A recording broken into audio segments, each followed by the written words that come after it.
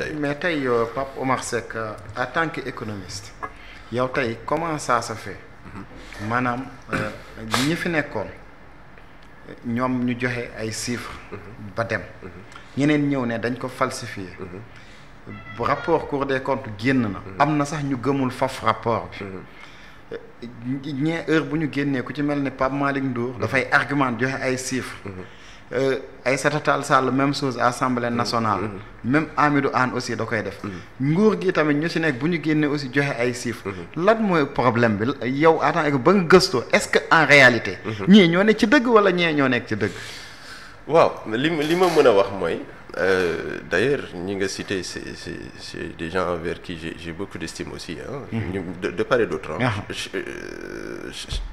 Pape Malick Ndour, à l'entendre parler, il est très excellent quand il aborde son sujet. Et qu'il est dans son rôle aussi. Il a l'expérience. Il a été au ministère des Finances et du Budget. Amidou Anne aussi, c'est quelqu'un de très pertinent. C'est un plaisir de l'écouter, de l'entendre. On a besoin de ça dans ce pays-là. Entendre des jeunes, comme Yao, ce plateau, ni ngay interpellé, c'est invité. Mu nekk lu may seetaan lu may rafetlu. Loolu dañ ko soxla. Parce que réew noonu lay doxee réew le débat public dafa war a parfois contradictoire et scientifique et que les informations qui sont partagées soient vérifiables, soient factuelles et vérifiables. C'est comme ça. Maintenant ñii nee nañu lii ñii nee nañu lii l'opposition et le pouvoir c'est comme ça. Et c'est le bien, c'est un bien pour réew mi. Lu ci bon kay mooy violence am ci. wala ñu yegg ci yenn yi ba priver les gens de leur liberté wala ci yooyu ci yenn wax yi. et que ñoom tamit nit ñi lu ñuy wax aussi ñu mën di ko contrôler. alors xam nga man sama position su ma ci toll mooy. ñoom dañu ñëw auditer le régime précédent. bu fi jot a jaar ce qui est tout à fait normal. ci code de la transparence bu 2012 bi la bokkoon. donc dañ ñëw def ko gis ni dette dafa am dette bu ñu nëbb. ñu jël ci des positions jël ci ne leeral ko askan wi wax ko moo gën que ñu bañ ko wax. même su fekkente ni am na ay conséquences le premier ministre l'a dit. ñi fi nekkoon aussi taxawaay parce que ñoom lañ ko jiiñ aussi. ne loolu demeewul nii la demee ku nekk ñu déglu la. Cour des comptes génn mu doon man quand même je me dis que Cour des comptes su génnee ba wax. li mu wax dañ ko moo war a doon lu ñuy déglu. lu ñuy dëggal si loolu la war a demee parce que quand même mooy Cour des comptes institution la boo xamante ni li mu wax sax pour dédire que ça peut être délictuel parfois en termes pénal donc pour ne pas se permettre nga dem naan li mu wax amul wala li mu wax am na yooyu day kii maintenant comme ñoom génn na Cour des comptes génne na des chiffres ne lii moo am ñoom liir nañ ko ba tey dégguma surtout ñenn ñi y en a qui disent que gëmuñu lu Cour des comptes wax parce que dafa am ay contradiction ci yenn aspects yi y en a d'autres qui disent que ni amul contradiction ils ont fait des vérifications beaucoup plus approfondies pour vérifier que cette dette là cachée est beaucoup plus conséquente comme avant que luñ ko doon yaakaare mais lu mu ci mën a doon rek ñu xam ni réew mi ñoo ko bokk muy régime bi ak opposition bi man nekkuma ci bokkuma Pastef. je pense que ci opposition la gën a jege que Pastef voilà donc lu ñu ci mën a def mooy que l'on puisse accepter ceux qui sont au pouvoir. qu'il y ait des débats de contradiction d'idées. Basés sur de la connaissance du sujet. C'est très important.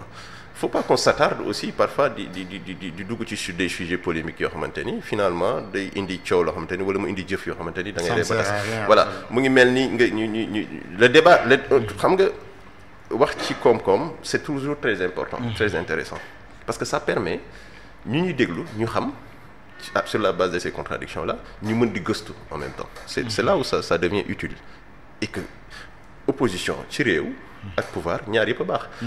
Ceux qui s'opposent doivent s'opposer avec des arguments assez solides. Quand ils sont d'accord sur un point, qu'ils l'expriment. S'ils jugent nécessaire de ne pas l'exprimer, qu'ils restent dans l'opposition et que ñu opposé wu seen idée par rapport ak tes faits. Et que loolu la réew di doxee. réew yu monde bi yu développé wu ci démocratie yëpp noonu lay doxee. ñu d'accordul dañ naan lii lañ d'accordul taxaw wax ko askan wi xam ko. parce que ñu nekk pouvoir su ñu leen bàyyee rek ñoom tamit ñu def lépp lu leen neex te amul opposition xam nga su boobaa day doy waar. su boobaa day doon beneen forme de régime. donc quand ñoom ñu accepté ko et que qu'il y ait des divergences d'idées et que ku ci nekk accepter sa morom qu'on vérifie qu'on puisse wax fan la dëgg bi féete que ñu nangu ko. te loolu ça les arrange surtout l'actuel régime. L'actuel régime je vois que ni ils ont un problème parfois de compétence ci yenn profil yi ci yenn postes yi. Ça tout le monde le sait. Et que loolu même ci débat yi. surtout.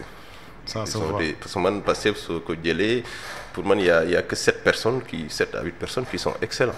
soo leen invité sur un plateau qui sont capables de développer vraiment ce qu'il faut. Tout le reste gisuma leen ñu am niveau bi sax pour mën a dugg ci donc déficit la. 4000 cadres ñoo bind projet bi. mais 4000 yi. 4000 yi waaw 4000 cadres peut-être bon xam nga 4000 cadres moom joxe ko sur des chiffres yomb na mais ñu 4000 cadres yow gisul et puis voilà. Parfois même da ngay poser des questions sur certains profils. C'est ça c'est qui maintenant et que ñoom ñu gën a certainement dinañ ci gën a travailler pour que apporter beaucoup plus de transparence et ci yenn sujets yi. D'ailleurs on m'avait interpellé à savoir pourquoi Cheikh Diba n'intervient pas très souvent à la télévision pour donner des précisions par rapport à ça parce que à l'Assemblée nationale je l'avais trouvé très excellent quand même ci intervention très lucide.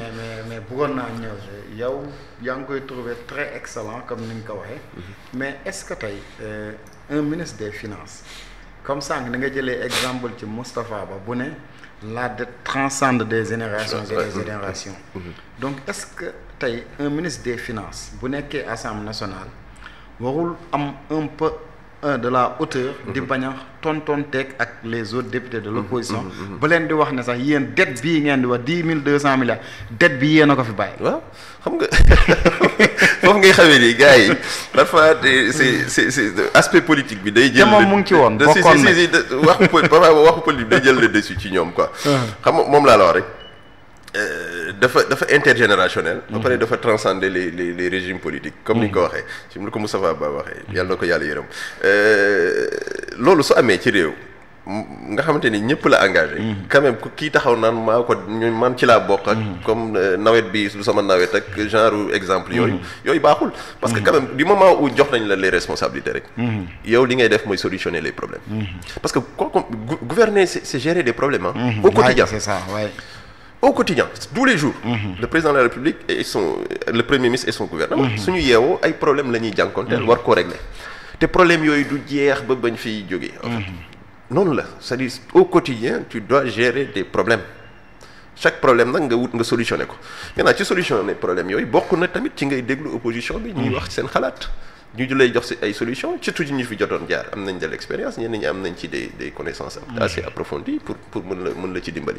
day baax aussi ngay def di wax nit ñi di gis ngay accepter les critiques parce que moo lay tax avancer quoi qu'on puisse dire. ci lépp nag tous les plus grands savants du monde c'est par des critiques la ñu avancer soo xoolee. parce que ils ont fait des œuvres qui ont été critiquées ci la ñu avancé ba ñeneen ñu leen di critiquer sax ci lañ leen di gën a xamee. donc sooy yoree mbir lu ñëpp bokk. nga jiite ñëpp da ngay mën a déglu ñëpp. c'est très important mais doo bañ critique parce que soo ko bañee parfois mooy indi yenn réponses yi. mooy indi yenn waxin yi mooy indi yenn positionnement yi mooy indi parce que nga jël ci yenn décisions yoo xamante ni da ngay ree ba tas donc Cheikh Diba.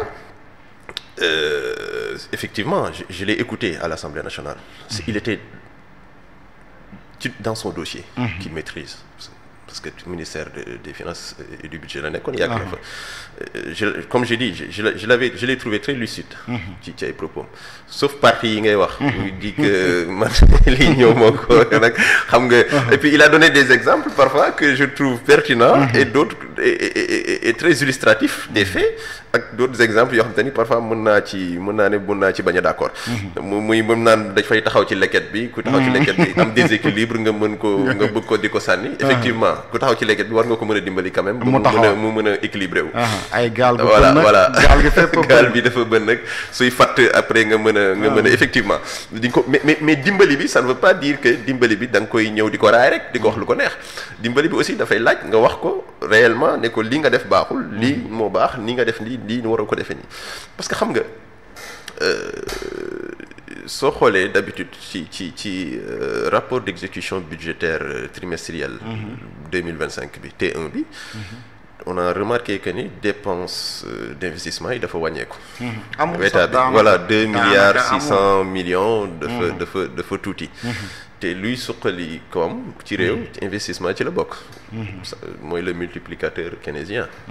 Keynes nous dit que il faut, quand il y a un problème lié à l'économie, il faut investir, faut investir.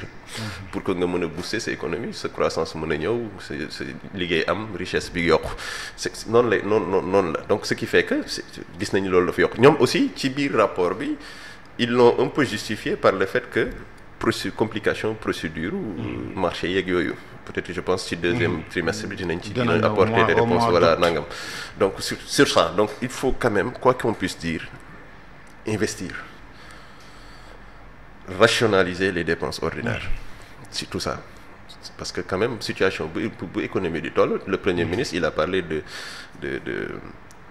qu'il va prendre des mesures budgétaires certainement prochainement pour que gën a rationaliser certainement les dépenses xool nan la koom-koom bi gën a mën a yokkoo ak actes yi ñuy poser pour que situation bu ñu nekk ñu mën ci génn ce qui n'est pas chose facile aussi donc c'est un peu ça donc Cheikh Diba oui soo nekkee ci yor ay responsabilités doo dàq ay responsabilité ma responsabilité da nga koy mat da nga koy jël ba mu mat sëkk li fi jot a nekk nga wut des solutions sachant que nekkoon nga fi ba ñëw sax dugg ci débat ñun ñoo fi nekkuñu fi woon du moment où ça engage tous les Sénégalais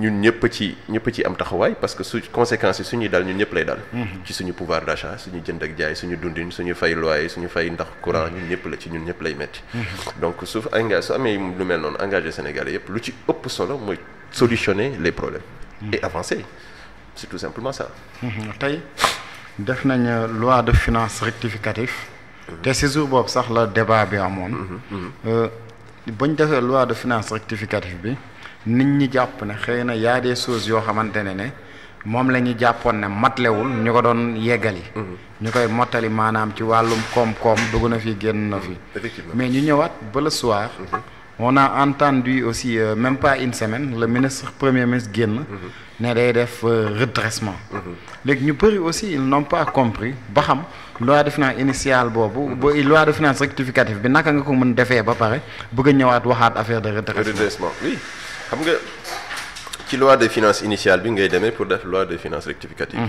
mooy les prévisions yi nga defoon moom ngay rectifier prévisions yooyu tamit beneen loi de finances rectificative mën na ci toppaat parce que ça dépend rek ci conjoncture économique yi lu muy joxe ak lan mooy xew parce que luy xew yi doo ko xam da ngay am yaakaar rek jël ne lii suñ ko léegee lii laay def ak lii ak parce que c'est des prévisions voilà prévisions yi noonu lay demee donc mais plan de redressement boobu muy wax certainement ça va être un plan de rééquilibrage des finances publiques parce que loolu soo koy def est-ce que aussi du jaraat delluwaat Assemblée nationale laalaat aussi loi bi on va attendre de voir ce qui sera fait parce que loi de finances rectificative bi xam nga soo ko xoolee ci seen prévisions yi xam nga dañ jël ni pour ma jox ci quelques détails que taux de croissance bu ñu amoon prévision bu ñu ci amoon mu 8,8% dañ koy wàccee à 8%. PIB bi. dañ koy wàcc à moins de 4%. muy 907 milliards.